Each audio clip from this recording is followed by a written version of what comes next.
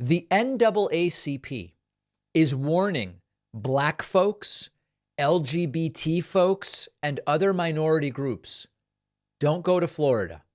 It's dangerous. Ron DeSantis' Florida is a very dangerous place.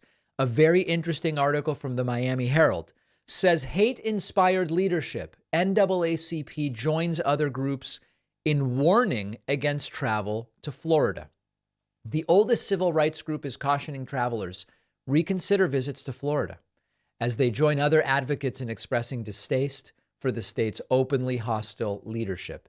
The NAACP has issued a travel advisory in response to Ron DeSantis' attempts to ban books about race and LGBTQ identity, reject a new AP class on African American studies, ban diversity, equity, and inclusion programs in Florida colleges.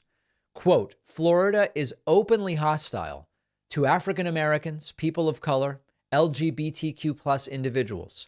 Before traveling to Florida, please understand that the state of Florida devalues and marginalizes the contributions of and the challenges faced by African Americans and other communities of color. And it also says, if you decide to travel to Florida, be advised, Florida public schools won't teach your children accurate African American history.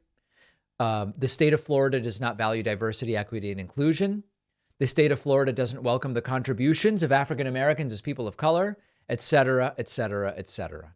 So a few different things to this. On the one hand, sort of proving the point, I saw wildly racist responses to this online, including people saying, hey, Florida's only dangerous because of the Black people. Maybe this will keep Black people out of the state. The right-wing subreddit conservative was openly celebrating, hey, you know what? We should welcome this. This might make it so fewer Black people travel to Florida, although the post said less Black people rather than fewer, but I'm giving it to you in a grammatically correct way.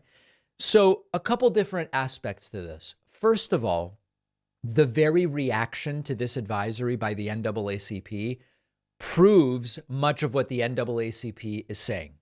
Period. End of story. Secondly, the fact that in the U.S., there are travel warnings to different states based on this sort of thing points to the retrograde and backwards nature of what's going on in the United States. But lastly, as a literal travel advisory, I don't know. Like, for example, the first thing on the list is be aware that if you travel to Florida, your kids aren't going to be taught X, Y, Z. Most people traveling to Florida are going on vacation. They're not putting their kids in school. So I hesitate to take this completely seriously as a literal travel advisory. But I think the point here is to be more than a literal travel advisory. The idea here is bring attention to what's going on in Florida. Point to how these policies in Florida disproportionately impact marginalized communities of all kinds. Black folks, LGBT folks, women when it comes to the abortion ban that has been passed, and their families, of course. So I see this advisory not as, the advisory that the U.S. State Department has about traveling to the Sinaloa region of Mexico, where they say, listen, significant cartel activity. If you get into trouble there, you may be beyond help from the U.S. Embassy. This is not that.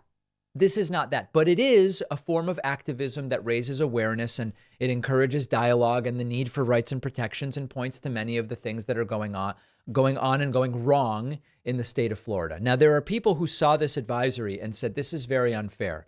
This is very unfair to Florida as a whole, because you have so many parts of Florida where even if it is the case that on paper, teachers are not allowed to do X, Y, Z, it is actually in the liberal parts of Florida, it is welcomed. Nobody is blowing the whistle. You look at places like Miami and Miami Beach and other liberal areas. The LGBT community is welcome. There are absolutely no risk, danger whatsoever. Black folks are welcomed. And I have to tell you, having spent time in those areas, I believe that that's true. But still, it's really important to understand the underlying message here.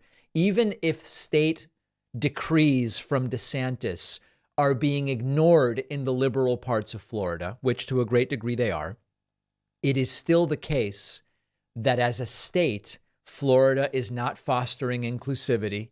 It's not promoting equality. It's not combating discrimination. In fact, it seems to be building it. So I think let's not dismiss this outright because it's not a literal travel advisory per the interpretation of some. Let's use it to remind ourselves of the right-wing hellscape that DeSantis is trying to turn Florida into.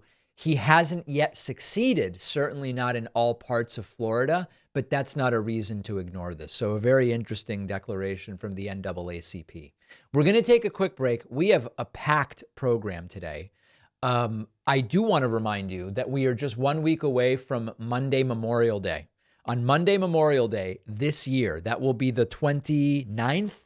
Do I even know what year it is? Yes, May 29th. We are doing a one-day membership special, doing what we can to jumpstart support for this program as we build into the 2024 election. If you've been saying, maybe I'll get one of those memberships. I don't know, David. I kind of like the show, but I don't like you enough to pay full price. Fair. Monday morning, we'll be sending out an email to everyone on our mailing list with an incredible coupon code. I would love for you to get on that newsletter at davidpakman.com. You'll be notified first thing Monday morning. And then we will welcome you with open arms into the ranks of membership.